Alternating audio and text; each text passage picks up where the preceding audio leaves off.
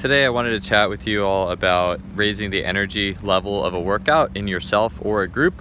You could also refer to this as raising the vibe, or just getting or increasing or improving the environment in a training session. And I think we're all aware, regardless of what you want to call it, that the environment by which you train is critical to the success that you will have.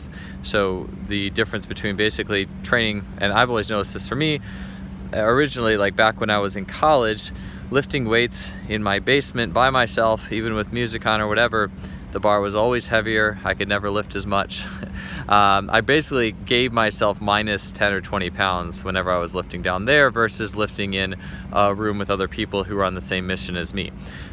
So that was the first time I noticed that. I've seen things throughout time. You hear tons of stories and anecdotes and people who will even say, look, the training program, the sets and reps and exercises they are important, but they're not as important as the environment and the intentions that you set forth in training. And a lot of championships or champions have been made on what quote unquote dumb or suboptimal training programs, but their intention, desire to win was so great that they succeeded anyways. And obviously these are very gifted athletes we're talking about.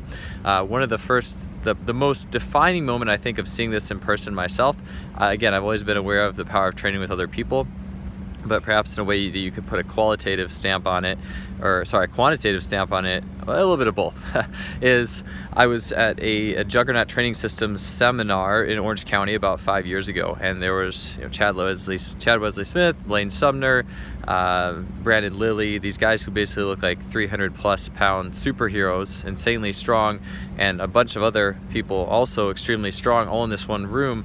And in doing some of the practical work there, where we would be getting like squat workshops or Olympic lift workshops, 275 pounds all of a sudden felt like 225. I set a split jerk personal best, and I hadn't even been training split jerk. Just by being in this environment, this energy, I felt instantly stronger. And that was really defining for me.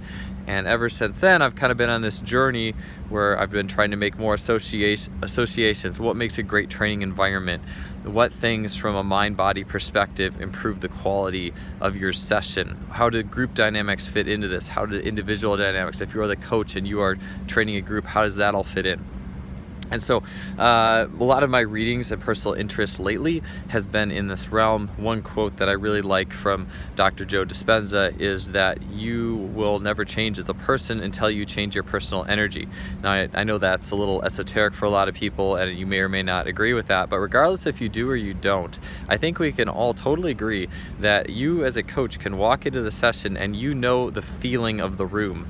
You know if it's going to be a good session, a bad session, and many times you probably know let's say you're in the competitive season, and this is a strength and conditioning setting, you know if the team is going to win or lose, or at least overperform or underperform the next game based off the vibes you are getting in the weight room that day. Obviously, training could extend anything. If you're a sport coach, a track coach, a swim coach, gymnastics coach, whatever, you know this. It's universal. This isn't just strength and conditioning. This is anything. I think in strength and conditioning, it's easy to hone in on because it's an important part of the job.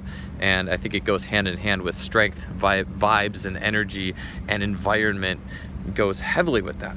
And so I've done a vlog on intention before, so I wanted to talk on this time specifically on just raising energy. And I will say one more quote, Nikola Tesla, if you want to know the secrets to the universe, think in terms of energy, frequency, and vibration. So on some level, I think that means different things to different people, but to me, I think that you just can't. The energy has to be in place. The vibe, the environment must be in place before I think we really get to other things in the session, because you can have the sets and reps and periodization all dialed in, and I respect that stuff. I've spent years, this is my over 20 years seriously training as an athlete, and then about 15 as a coach, and I've been through all the periodization programs and schemes, and I consider myself very well versed in a lot of it, and I've gone through trial and error, and I have some great programs that have done really well for a lot of people in the personal and the online space, remote space where I am not there. However, I will never get far from saying that when I am in person with you, and even if I'm not, I'm going to try to do some things to raise the energy of what you are doing. So some of the things that have been immediately on my mind lately are the following. I'm going to go through 5, and those are: 1 is breath work or breathing. So the breathing or the breath, I've been doing a lot of work with the heart math unit, where it's a real-time heart rate variability and heart coherence tracker, and I can gauge that based off what's happening with my breathing and my breath. And every time I do breathing and breath work with athletes, and I also notice this too for those of you guys who have done like the Be Activated with Douglas Heel or RPR, you'll notice how the energy in the room changes when everyone's doing breathing work at the same time, or if you've gone through like the Wim Hof method and you notice how the breathing just ties in with the energy of the individual. And you can see this yourself. If you like hyperventilate for a minute, just and you don't breathe out at all, you're gonna feel stressed. If you do box breathing, 8 seconds in, 8 seconds out, all of a sudden you feel calm. Maybe you have a new layer of awareness to you. You can add, obviously, the therapeutic things in there, like to Be Activated, but whether you do it at the beginning or end of the session, if there are powerful qualities within breathing, or if you're putting breathing constraints on particular exercises or ways of doing things, that is a way to get into a deeper mind and body connection and beyond the usual routine of things. Another thing is partner work. So one of the things I really liked was a recent episode with Jeremy Frisch, where he was talking about coaching football, but using some GPP or general physical preparation based techniques prior to practice, where athletes would do partner work, combative work, grappling, getting in each other's personal space. I can't think of a better way to raise the energy and intention of the work and break you out of whatever funk or routine you might be in by getting in someone's space and grappling. Okay, I'm not saying that you're always going to be able to do grappling, but even like creative ways to do medicine ball, creative ways to work with a partner, do wheelbarrows and push-ups and leapfrogs and all these types of things that you can come up with, where you have to work with another person to achieve a goal, and you and the other person's energy are merging and working together for the greater good of you, each of you. And I think that has a lot of power to it. The partner work, anytime you even any sort of racing or agility or perception reaction, anything in that space, you ask coaches, how do athletes come off a perception reaction to the lift? It's awesome. Their energy is up. They're ready to go. Okay, or even pick up basketball into dunks or lifting or whatever. Big stuff. Okay, 3rd, raise your own energy. So what I mean by this is your attitude, your vibration, your presence as a coach. We talk about this person, we can feel their energy, we can feel their presence when they enter the room, etc., etc. Being able to go through that process of personal development, looking at your own energy and what you radiate is really important, because that athletes pick up on that, and it's really important to their own success that they can sense that you are devoted to yours and that you guys are on a mutual path together. So how to do that? Now that's a way longer conversation, but just being mindful and not faking it, like it coming from within, coming from improving the layers of awareness of yourself, asking, why am I coaching? Why am I doing this? Getting to the heart of serving athletes, being a servant, and also being a master of your own process goes a long way in what they pick up. Okay, number 4, group energy dynamics.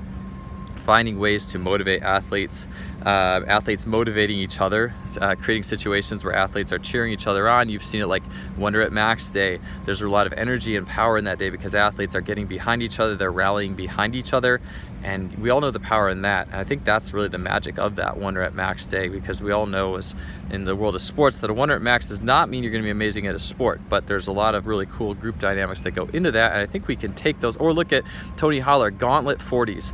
Athletes line the track and cheer for their fellow athletes as they run a 40-yard dash, and it's lots and lots and lots of PRs. The majority of the athletes will set a personal best. There is power in the energy that these athletes are sending to the athlete who's competing for the greater, the mutual good.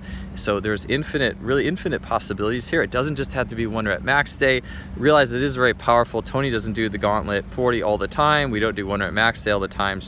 And we know the nervous system can get very easily jacked if we are doing that every single day to the max, but on some level it's important. And finally, constraints of ownership rather than just typical sets and reps and the typical routine. Finding, and I think I first heard this from like Stuart McMillan and Altus, and the idea of saying, hey, you got 8 minutes to do as many triples of cleans as you can or want, or just putting things in the athlete's hand with the basis of time. Maybe say you have X amount of time to achieve this rather than do these sets and reps as I list. So turning some ownership over to them, putting that in their hands. Anyways, under 10 minutes this video, 5 ways to improve the energy. Hope you enjoyed that and it gives you some ideas in your own coaching and training process.